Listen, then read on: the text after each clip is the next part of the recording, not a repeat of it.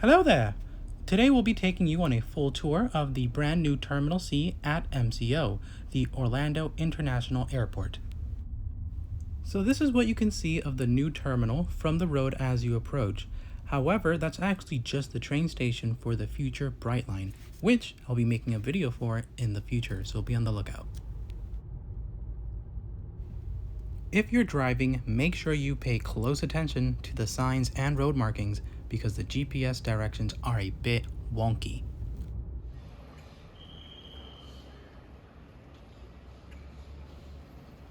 For now, this terminal is absolutely being dominated by JetBlue. However, there are a few other airlines such as British Airways, Emirates, Aer Lingus, Azul, and more.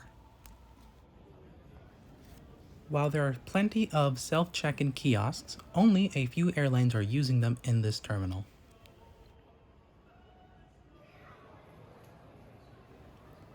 Unlike the main building with Terminal A and B, where most of the food options are located before TSA, Terminal C actually has most of them located after TSA, which is far more convenient if you ask me.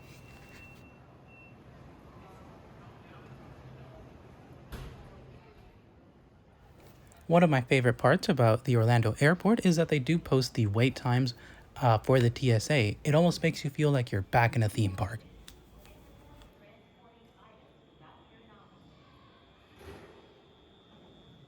Once you are past Shake Shack, the area really opens up and starts to look like a mall, as many major airports do. And in true Florida fashion, there are palm trees as far as the eye can see. As expected, there is a Disney store, so you can give that mouse the rest of your cash. There is also a Universal store, and inside is actually really cool. On the bottom floor, there is a variety of theme park merchandise, while the top floor is devoted to the Wizarding World of Harry Potter. The most unique part of the store is the gigantic screen that runs across the ceiling. So, while you're inside, watch out for the fire-breathing dragon.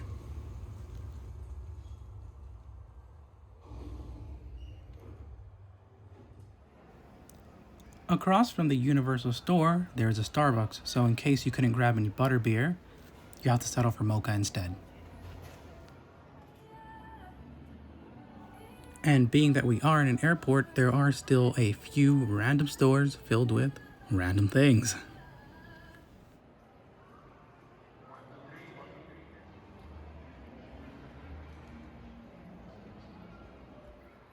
Of course, there are a few bars spread out through the terminal in case you need a drink to make it through your flight.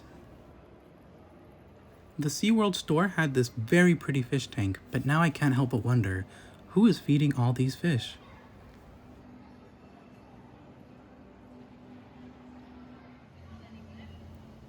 And of course, there are even more restaurants, so I'm sure you'll find something you like.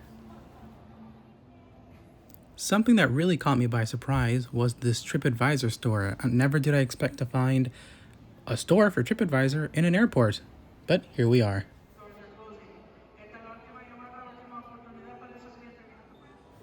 Soon, there will be a Chick-fil-A, and hopefully they'll eventually add a Chipotle and a Taco Bell so I can live Moss. In the center of this main area, there are these huge artistic displays with rotating visuals. But don't be fooled, these fish don't need to be fed.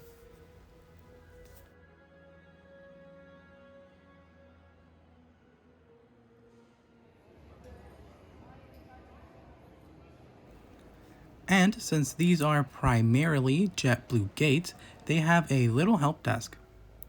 We stopped and asked if there are any plans to offer their business class Mint product to and from Orlando. Unfortunately, at this time, there doesn't seem to be.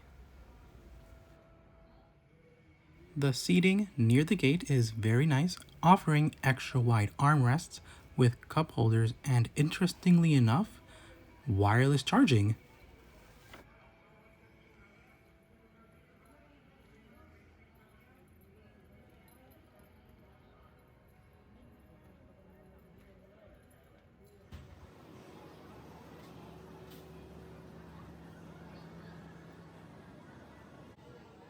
Down toward the JetBlue gates, there are a few small restaurants, and I'm sure there are far more to come. For now, the gates go all the way down to C230. However, eventually, this terminal will get much bigger. They have this cute little model in which the white parts represent what has currently been built but is not all currently accessible yet, and the gray parts is what has yet to be built.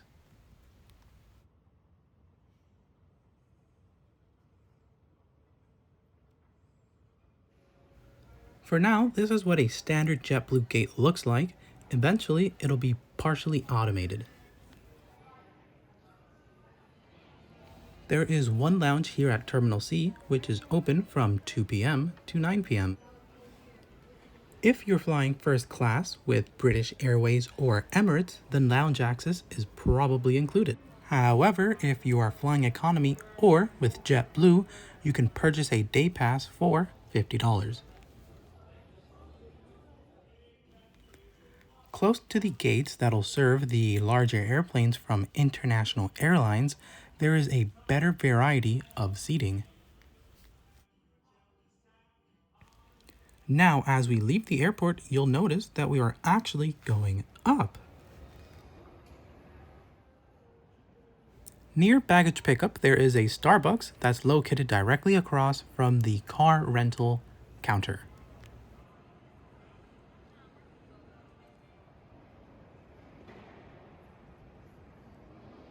And now we'll be headed towards the attached train station.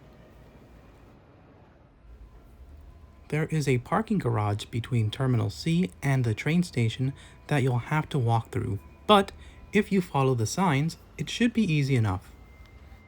This automated people mover is what you'll need to take if you have a connecting flight in Terminal A or B. You can board the automated people mover from within the train station.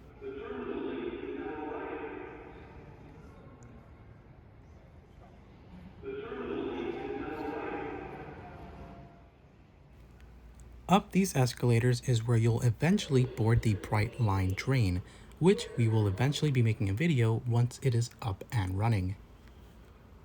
Later this year, you'll be able to take the Bright Line from Orlando down to Fort Lauderdale and Miami. Eventually, it'll also go to Universal, Disney, and Tampa. Thank you so much to everyone that actually stuck around to the end of the video.